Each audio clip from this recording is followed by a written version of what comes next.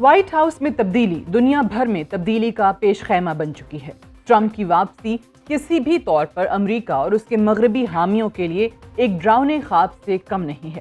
گزشتہ 2 ہفتے سے یورپ کے کئی اہم ممالک میں امریکہ کے ساتھ تعلقات زیر بحث ہیں۔ یورپی یونین اور نیٹو کا وجود خطرے سے دوچار ہے۔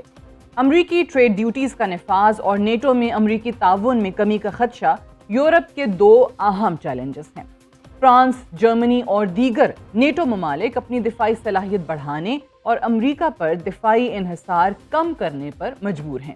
امریکہ میں سیاسی تبدیلیوں کو مد نظر رکھتے ہوئے رواں ہفتے ایک تقریب سے خطاب کرتے ہوئے فرانسیسی صدر ایمانوئل میکرون نے فرانس کے دفاعی بجٹ کو دگنا کرنے کا اعلان کرتے ہوئے واضح کیا کہ ہمیں یورپ کے دفاع کے لیے امریکہ پر انحصار ختم کرنا ہوگا۔ یورپ ایک طویل عرصے سے اپنے دفاع کے لیے امریکہ کی طرف دیکھ رہا ہے، مگر اب حالات تبدیل ہو چکے ہیں۔ یورپ ایک بہت لمبے عرصے سے اپنا دفاعی بجٹ اٹھانے سے کتراتا رہا ہے۔ یورپی یونین اور نیٹو ممالک کو نو منتخب صدر ڈونلڈ ٹرمپ کی یوکرین پالیسی سے بھی اختلاف ہے۔ یورپ کے اہم ممالک کی کوشش ہے کہ نو منتخب صدر یوکرین کی حمایت جاری رکھیں، کیونکہ ٹرمپ کی پالیسیوں سے واضح ہے کہ نیٹو کی فوجی امداد میں کمی کے ساتھ واشنگٹن اپنی مکمل توجہ چین کی طرف مرکوز کرنا چاہتا ہے۔ جبکہ نیٹو کے سربراہ مارک روٹا نے 2 روز قبل فرانسیسی صدر کے ساتھ ایک تقریب سے خطاب کرتے ہوئے ڈونلڈ ٹرمپ کو واضح پیغام دیتے ہوئے کہا تھا کہ یوکرین کے خلاف روس کی جنگ امریکہ کی سلامتی کے لیے بھی خطرہ بن سکتی ہے۔ روس اپنے اتحادیوں چین، شمالی کوریا اور ایران کے قریب آ چکا ہے۔ یہ نہ صرف یورپ بلکہ بحر الکاہل اور شمالی امریکہ کے لیے بھی خطرہ ہے۔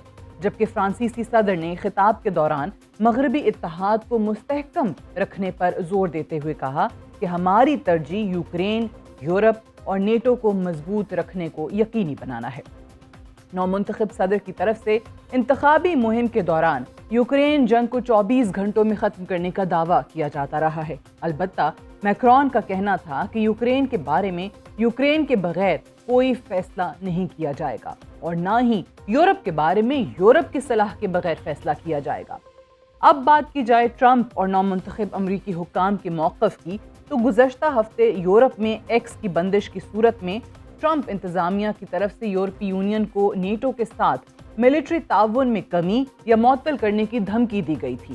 نو منتخب امریکی صدر ٹرمپ کے موقف کی تائید کرتے ہوئے ان کے بیٹے ڈونلڈ ٹرمپ جونیئر نے یوکرین کے صدر زیلنسکی کو ایکسپورٹ کے ذریعے اپنا الاؤنس بند ہونے کا طنز کیا تھا۔ ٹرمپ کی نو منتخب کابینہ کو دیکھتے ہوئے واضح معلوم ہوتا ہے کہ امریکی خارجہ پالیسیوں کا محور مشرق وسطی ہوگا۔ اب اگر ٹرمپ کی ٹریڈ پالیسی کو دیکھا جائے تو یورپی ممالک گھبراہٹ کا شکار ہیں۔ یورپی سربراہان کا خیال ہے کہ امریکہ اور چین کی ٹریڈ وار میں یورپ بھی معاشی پریشانیوں کا شکار بن سکتا ہے۔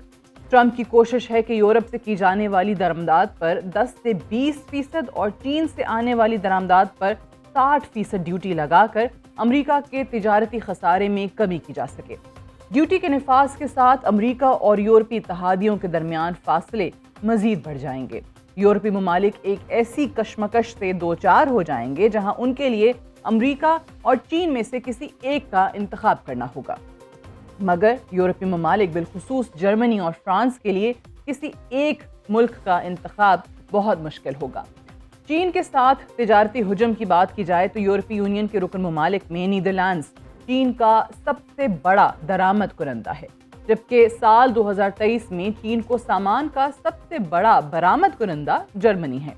جرمنی یا نیدرلینڈز کسی بھی طور پر امریکہ کی خاطر چین کے ساتھ تجارت میں بندش نہیں چاہیں گے۔